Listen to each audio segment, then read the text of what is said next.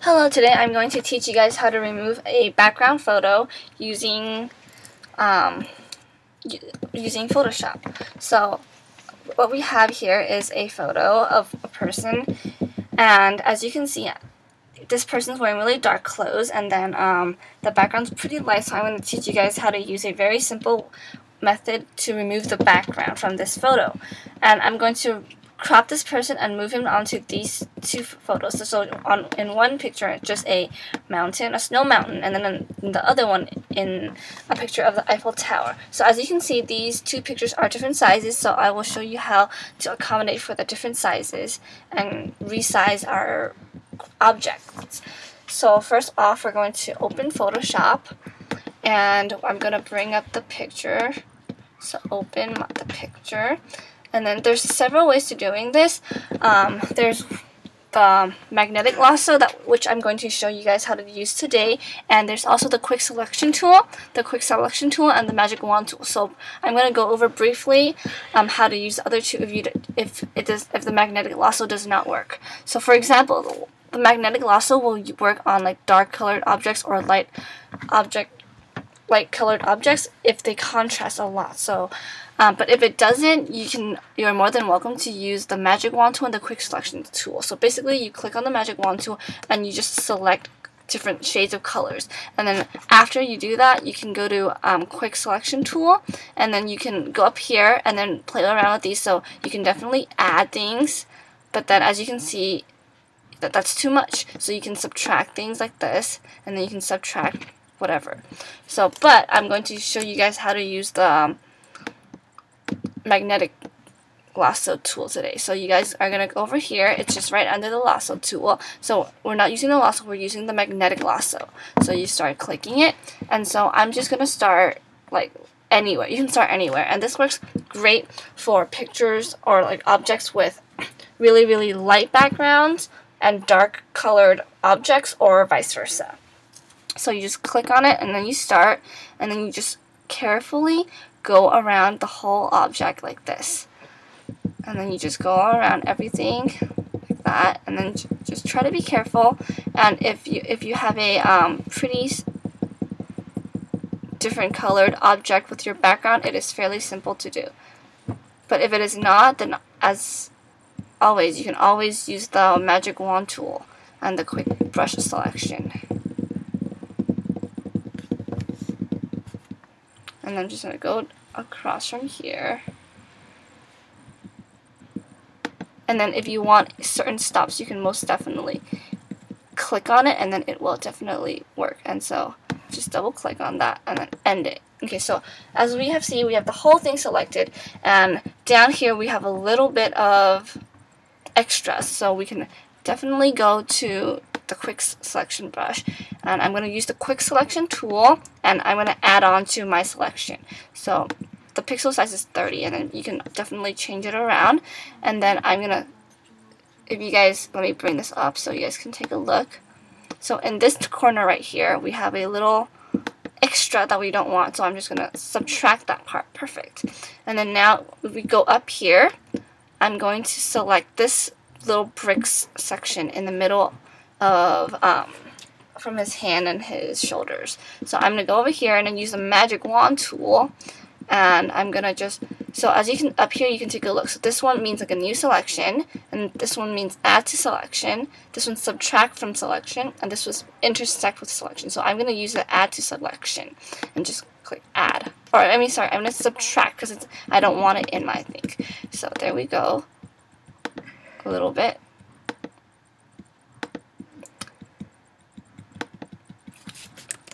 Control Z.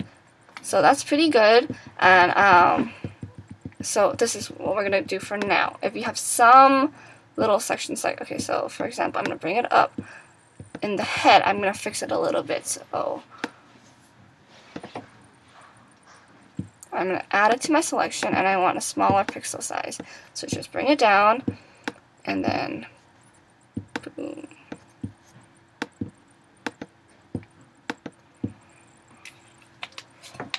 Well, you guys, if you get in the future, you guys can definitely spend more time trying to get every pixel, but for now, for this purpose, I'm just going to leave it at this for now.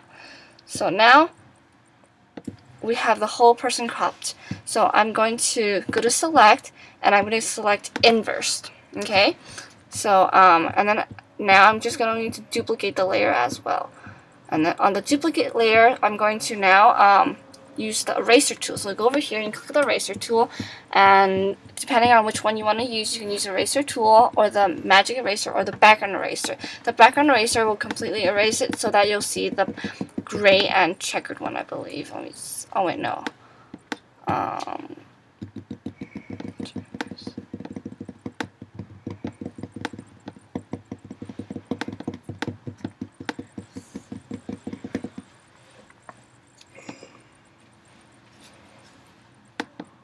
Okay, there we go. So it'll go to the completely checkered one, and then you just click it around, and then you erase everything that you don't want. And then at this step, if you had any previous things that you want to get rid of, you're welcome to move in and pixel by pixel and erase everything that you don't want. But for the meantime, this is good enough for us. Okay, so now we have the person cropped.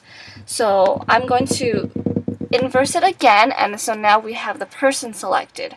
So as you can see, I can move the person around wherever I want. So now I'm going to resave this picture for now, just to be on the safe side. I'm just going to save this as person crop PSD, and I'm going to save it on my desktop. But you're welcome to save it wherever you want. Just know where it is so you can bring it up anytime. So now I'm going to open one of my location pictures. Open, and I'm going to open the mountain picture. So here's my mountain picture, and then now in the mountain picture I'm going to also duplicate it. Duplicate layer.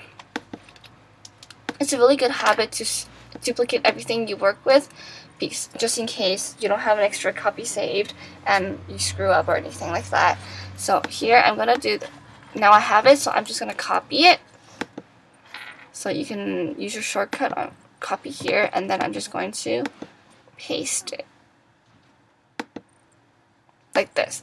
So, well, because I don't have a full body picture, I'm going to make my person look like it's standing in the, I'm standing in the, like, very close to the camera, and it seems like he's throwing a snowball.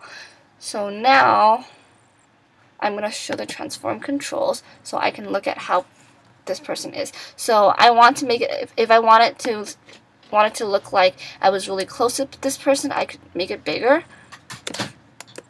But as you can see, if we start moving it like this, it'll stay into pixels. But I'm going to leave it like this because I like it at this size, and then you can definitely crop the picture or whatever you want, and then you can just save this picture as save as mountain final, and I'm going to save this as a JPEG now, final.jpg desktop. Okay, and then I'm going to open my next picture, which is in Paris, Eiffel Tower. So because of time, I didn't really care about what I picked as a as the final picture, but you can definitely choose whatever you want. And so again, just in case it copied something else, I'm just going to copy this here and then paste it into this one. But as you can see, this person's huge, so you need to resize it.